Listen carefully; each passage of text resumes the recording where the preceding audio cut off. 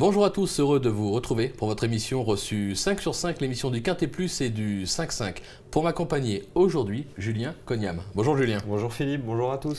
Julien, direction Longchamp ce dimanche, le prix des belles filles.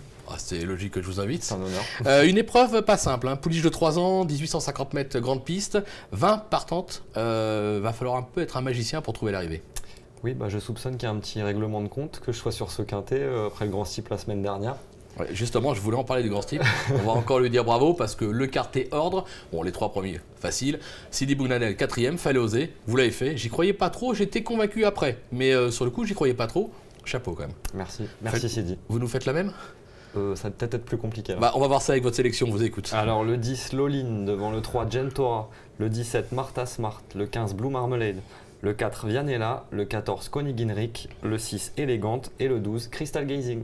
Ok, alors le 10 Loline, 2 succès sur le sable palois, reste sur une probante 2e place à Bordeaux. C'est un test à ce niveau, ça peut être une révélation. Oui, faut savoir qu'en fait dans ces quintets de pouliche, il y a 20 partants, donc ça va être à prendre avec des pincettes, c'est très compliqué. Mais il y a souvent des chevaux déclassés en début d'année de 3 ans, donc c'est un peu la chasse à la pouliche déclassée. Moi je pense que celle-là, elle a le profil, parce qu'elle a gagné 2 courses à Pau sur sa classe, sur 1500 mètres cet hiver. Après, elle a couru une D qui était un peu relevée, et la dernière fois, début handicap à Bordeaux, elle a fait un truc de fou. Toute la course, 4e épaisseur, nez au vent, elle s'est relancée dans la ligne droite pour échouer vraiment de peu, derrière un bon poulain en plus. C'est une ligne qui est vraiment très impressionnante, quoi. Alors, elle vous a tapé dans l'œil, quoi. Clairement, oui. C'est clair, on va vous faire confiance. Et Philippe Sogor l'aime bien, en tout cas, il en dit vraiment du bien. Alors, si Philippe Sogor l'aime bien, on va lui faire confiance. Vous lui opposez le numéro 3, Gentora. On va se rappeler qu'elle s'était classée 6e du prix Condé, un groupe 3 à 2 ans. Bonne 2e récemment à Fontainebleau, on l'a estimé, on s'en méfie. Oui, beaucoup. C'est peut-être la base pour moi la plus solide de la course. À peu de choses près, je pense qu'elle pourra être invaincue cette année, en fait, les 3 sorties. Elle a un petit défaut, c'est qu'elle n'a pas tout compris à ce qui se passait, je pense. Elle penche dans la ligne droite, elle a du mal à être à son travail. Et elle est battue de peu 2 fois à cause de ça, je pense. Donc, dont la dernière fois à Fontainebleau par un rouget qui est pris en 39 de valeur, qui est venu la prendre au poteau parce qu'elle a fait un petit écart. Et je pense que ça lui coûte cher à ce moment-là. Ça lui permet d'être prise à une valeur correcte, je pense. Olivier Pellier, un petit numéro de corde, et elle sort des boîtes, elle va être dans le groupe de tête, c'est très très bien. Ça peut être pas mal. Ouais, on va voir ce qu'en pense Ludovic Gadmin, puisque Emmanuel Riveron l'a joint au téléphone. Il nous dit ce qu'il pense justement de ce numéro 3, Gentora, on l'écoute. C'est une pouliche qui a repris du moral un petit peu en province en gagnant assez facilement son Mélène sur l'hippodrome de Nord-sur-Arne, et nous a montré qu'elle était très régulière. La distance de 200 mètres de moins que la dernière fois, c'est pas plus mal. Ce sera pas un souci, oui, parce que c'est une pouliche qui semble avoir de réelle aptitude sur cette distance-là. D'accord, c'est une pouliche qui se monte plutôt dans les cheveux de tête.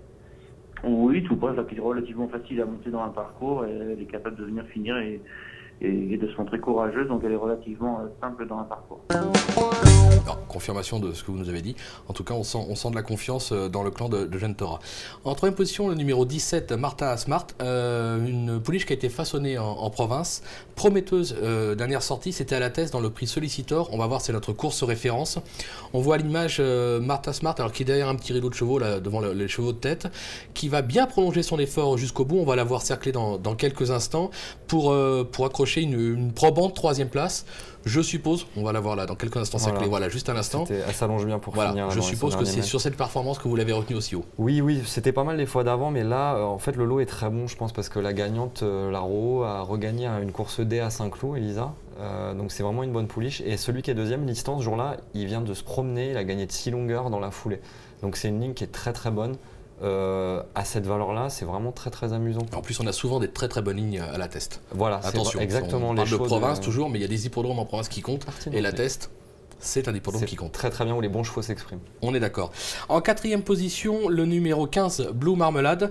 Une pouliche qui n'a pratiquement jamais déçu. Très bien sur la distance, il n'y a pas de souci. Maintenant, elle est toujours Mélène, ça ne vous inquiète pas? Un petit peu, parce que je pense que c'est un peu comme Gentora, il y a un petit problème de manque de maturité pour elle. Un peu bébé.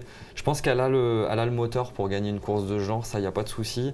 Maintenant, on lui met les œillères pour la première fois, je pense que ça, c'est un vrai plus. Ça peut la transformer, voilà. Mais les 2 dernières courses, elle a eu le même comportement, c'est-à-dire qu'elle vient facilement, elle a un passage à vide, elle change de jambe un peu tardivement et elle revient finir. Peut-être que les œillères vont lui permettre de ne plus avoir ce défaut-là.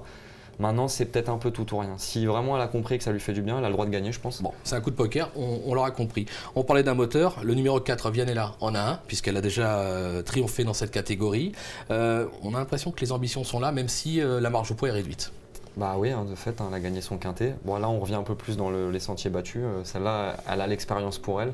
La dernière fois, c'est contre les mâles, elle est 5e, donc elle a montré qu'elle avait encore le droit de faire l'arrivée d'un quintet. Bon, après, Vianella, elle attend, il va y avoir 20 partants, il va falloir que ça se passe bien. Mais clair. bon, on sait qu'elle vaut ça.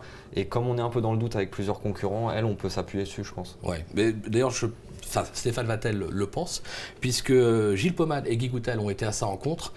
On l'écoute sur le numéro 4, Vianella. Elle est dure comme était sa maman, Vianne, qui était bien connue à son époque des quintéistes. La pouliche court un petit peu rapprochée, sinon oui, elle est dure, elle connaît son métier et j'espère qu'elle peut reproduire le même genre de performance. Enfin, on court un tout petit peu plus court là, mais je pense pas que ça joue beaucoup. Oui, il faut qu'on ait un parcours, il faut qu'on essaye d'avoir un parcours assez favorable, ce qui n'a pas été forcément le cas la dernière fois. Donc, si elle a repris suffisamment de fraîcheur, parce qu'elle court plus rapprochée, elle doit encore être compétitive. Bon, on l'aura compris, ça peut être une question de parcours, parce que c'est vrai que 20 partantes au départ, il va falloir slalomer, c'est pas facile, on peut vite rester bloqué. Maintenant, si le parcours est limpide, elle a franchement sa place dans les 5 premières, on est d'accord? Je pense. Si ça se passe bien, normalement, il n'y a pas de raison qu'elle fasse pas l'arrivée. Il n'y a pas de raison. Julien, merci pour toutes ces infos. On va se quitter avec une petite pépite d'entrée de jeu dans la première. Oui, pour bien commencer l'après-midi, Pompilius, dans un réclamé, il revient réclamer. C'est un bon cheval et c'est un très bel engagement parce qu'il reçoit du poids de quasiment tous ses rivaux alors que c'est le meilleur en valeur. Moi, ça me paraît être un peu une belle course pour lui. Bon, c'est le numéro 6 dans la première dimanche à Longchamp. On va le suivre en confiance et comme ça, on aura un petit peu d'argent pour vous suivre sur le 5-5. J'espère. Merci Julien, bon jeu à tous et rendez-vous très vite sur le plateau de Paris Turf TV. Au revoir. Au revoir.